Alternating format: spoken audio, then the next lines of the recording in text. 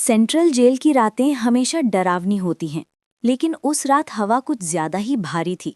ऐसा लग रहा था जैसे दीवारों में कैद हर चीख, हर आह और हर पाप एक साथ सांस ले रहे हों। जेल की ऊंची दीवारों के भीतर वक्त हमेशा रुक सा जाता है, लेकिन उस दिन वक्त भी डरा हुआ था। वजह थी कैदी नंबर 517, जिसे 2 दिन बाद फांसी दी जानी थी। नियम के मुताबिक उससे आखिरी ख्वाहिश पूछी गई। अफसरों को उम्मीद थी कि वो भगवान का नाम लेगा, किसी से आखिरी मुलाकात मांगेगा या मौत से पहले माफ़ी मांगेगा। लेकिन उसने जो कहा, उसने पूरे कमरे को सुन कर दिया। उसने कहा कि वो मरने से पहले अपनी पत्नी के साथ एक रात बिताना चाहता है।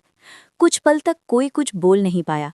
ये मांग अजीब थी, बेहुदा थी और खतरनाक भी। फिर भी सबकी नज़र जेलर सिंह साहब पर टिक गई। मेरा नाम विक्रम है, मैं इसी जेल में काम करता हूँ। मैंने सिंह साहब की आंखों में उस वक्त जो चमक देखी, उसने मेरे रोंगटे खड़े कर दिए।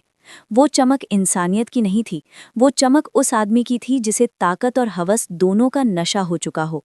उन्होंने बिना किसी फाइल, बिना किसी अनुमति, बस एक इशारे में उस मांग को मंजूर कर दिया। कुछ देर बाद उन्होंने मुझे अपने कमरे में बुलाया। दरवाज़ा बंद करते हुए बोले, विक्रम, उस कमरे में 2 कैमरे लगेंगे, ऐसे कि सांस की आवाज़ भी रिकॉर्ड हो। उनके लहजे में आदेश था, लेकिन आंखों में शिकार की भूख। मैं कुछ नहीं बोल पाया। इस नौकरी के पीछे मेरी जिंदगी की सारी मजबूरियां खड़ी थीं। मैंने सिर झुका दिया और बाहर निकल आया। कैमरे लगाते वक्त मेरे हाथ कांप रहे थे। हर स्क्रू कसते हुए मुझे लग रहा था जैसे मैं किसी की इज्जत में कील ठोक रहा हूँ, लेकिन मैं रुक नहीं सका। जब काम खत्म हुआ तो मैं कैदी नंबर 517 की बैरक में गया। उसका नाम अमित था। वो दीवार से पीठ लगाए बैठा था, आंखें बंद, जैसे ध्यान में हो। मैंने उससे पूछा कि क्या उसे मौत से डर नहीं लगता। उसने आंखें खोली और मुझे देखा। उसकी आंखों में डर नहीं था, बल्कि एक अजीब सा भरोसा था, जैसे उसे पूरा यकीन हो कि जो होने वाला है वो उसी की मर्जी से होगा। उसने कुछ नहीं कहा, बस हल्की सी मुस्कान दी।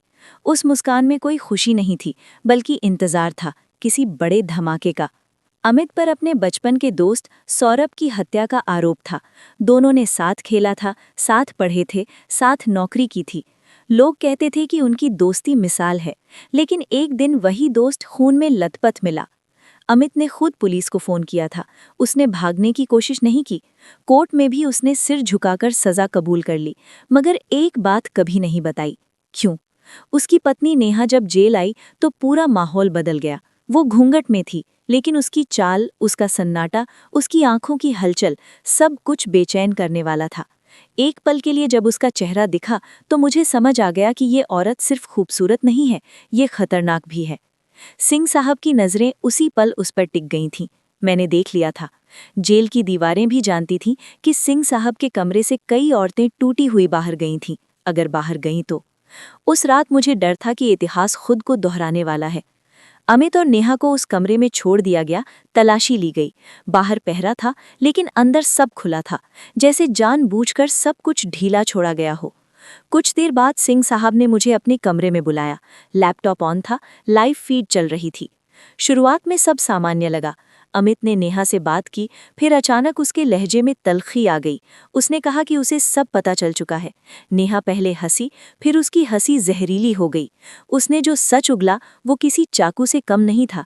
उसने बताया कि सौरभ निर्दोष था और असली खेल उसी ने खेला था। अगले पल हालात बदल गए। नेहा कमजोर नहीं थी, वो शिकार नहीं थी, वो शिकारी थी। अमित गिर पड़ा। स्क्रीन के उस पार हम दोनों सन्न थे। मेरी सांस अटक गई।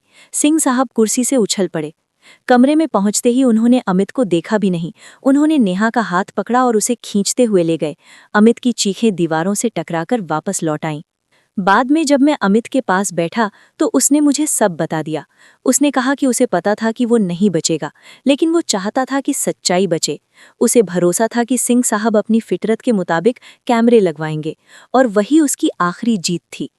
अगले दिन अमित को फांसी दे दी गई। जेल फिर से शांत हो गई, लेकिन मेरे अंदर कुछ मर चुका था। और नेहा, उसका अंजाम भी इस जेल की दीवारों में कहीं दफन हो गया, बिना किसी फैसले, बिना किसी इंसाफ के। उस दिन मैंने समझा कि सबसे खतरनाक लोग वे नहीं होते जो गुस्से में मारते हैं, बल्कि वे होते हैं जो चुपचाप खेल रचते हैं।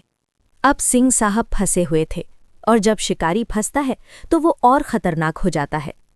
उसी रात जेल में हंगामा मच गया। नेहा की चीखें पूरे विंग में गूंजने लगी। लेकिन जब दरवाज़ा खोला गया तो वो बिल्कुल खामोश थी। उसकी आंखों में डर नहीं था, बल्कि वही ठंडा सन्नाटा था जो मैंने अमित की आंखों में देखा था। उसने सिर्फ एक बात कही, अब खेल खत्म होने वाला है। अगले दिन अचानक खबर आई कि सौरभ की केस की दोबारा जांच का आदेश आ गया है, किसी अनजान शिकायत के आधार पर। किसने की, किसी को नहीं पता, लेकिन मैं जान गया था अमित की आखिरी चाल अभी पूरी नहीं हुई थी। जैसे जैसे जांच आगे बढ़ी, सिंह साहब की हालत बिगड़ती गई। उनकी नींद उड़ चुकी थी, उनकी आवाज़ में पहले जैसा घमंड नहीं रहा।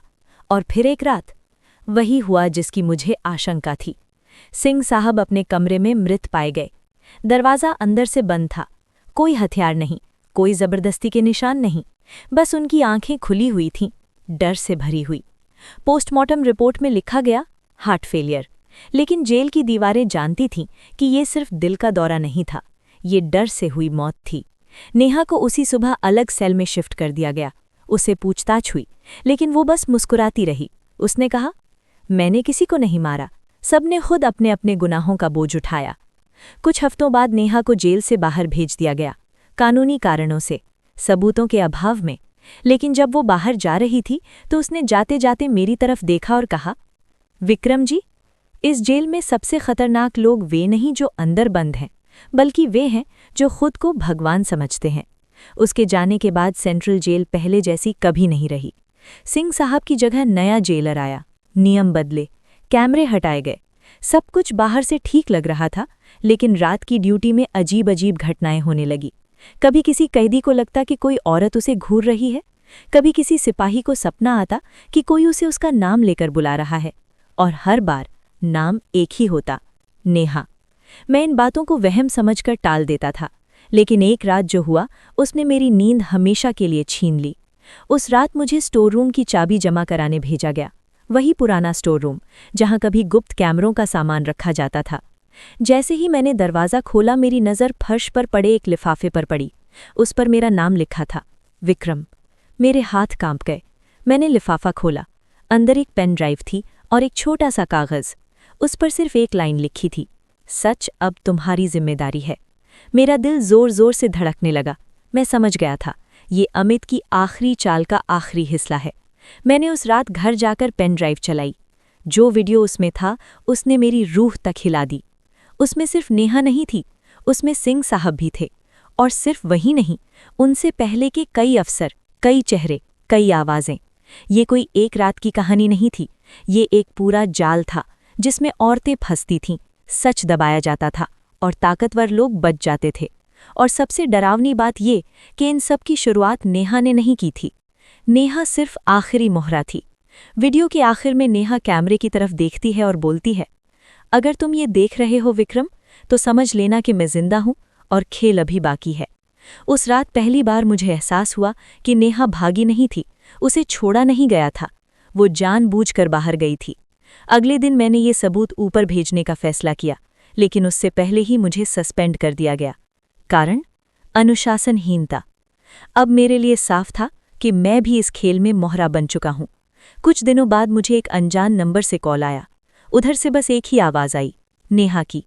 उसने कहा, विक्रम, अमित मरकर भी जीत गया, अब फैसला तुम्हें करना है, या तो चुप रहो या फिर सब कुछ जला दो। फ़ोन कट गया। मैं जानता था अगर मैं चुप रहा तो मैं भी उन्हीं लोगों जैसा हो जाऊंगा जिनसे मुझे नफरत थी। मैंने सारे सबूत मीडिया तक पहुंचा दिए। कुछ महीनों में सेंट्रल जेल देश की सबसे बड़ी जांच का केंद्र बन गई। पुराने केस खुले, नाम सामने आए, कई बड़े लोग गिरे। लेकिन नेहा, वो कभी पकड़ी नहीं गई। आज कई साल बीत चुके हैं, मैं अब जेल में नहीं हूँ, एक आम जिंदगी जी रहा हूँ। लेकिन कभी कभी जब रात को फ़ोन बजता है और नंबर अनजान होता है तो मेरी सांस रुक जाती है, क्योंकि मैं जानता हूँ कुछ लोग कानून से नहीं डरते, वे सिर्फ खेल खेलते हैं। और नेहा जैसे लोग कहानी नहीं होते, वे चेतावनी होते हैं।